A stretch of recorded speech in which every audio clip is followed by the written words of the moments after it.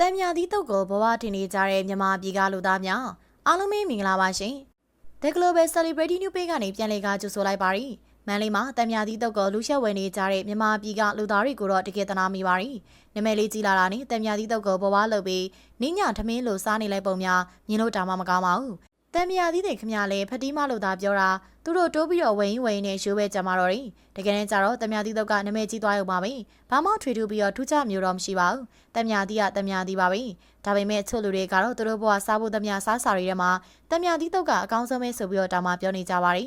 တကယ်တမ်းကျတော့အဲ့တမ်မြာသီးတုတ်ကပိုကောင်းသွားတာတဲ့ဖတီးမရဲ့စေတနာတွေနဲ့ထည့်တုတ်ထားလို့ပိုကောင်းတာဖြစ်နိုင်ပါရီတမ်မြာသီးကိုယ်တိုင်ကလည်းတိုးလုံးလို့သူ့ဘန်းမှကြောက်ပြီးတော့နောက်ဆုတ်ကြဆိုပြီးတော့တောင်မှပြောရတဲ့အထိပါပဲအဲ့တော့လူတွေခမရမှာလည်းတမ်မြာသီးတုတ်မစားရရင်တော့တခုခုလိုအပ်နေတဲ့အတိုင်းပါပဲ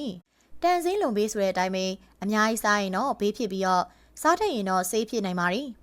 ဒါကြောင့်တမ်မြာသီးတုတ်ကိုအသီးနဲ့ညံနဲ့ရှင်ပြီးတော့ဝယ်စားကြဖို့လေအကြံပြုတိုက်တွန်းလိုက်ပါရီပရိသတ်ကြီးရောတမ်မြာသီးကိုလူအုပ်ထဲမှာတိုးပြီးတော့စားမယ့်သူတွေမှာပါလားဒါမှမဟုတ်လုံးဝမစားဘူးဆိုတဲ့သူတွေထဲမှာပါလားရှင်ပရိသတ်ကြီးတို့ရဲ့အမြင်လေးကိုလည်းကွန်မန့်မှာမှတ်သွားပေးခဲ့ပါအောင်နော်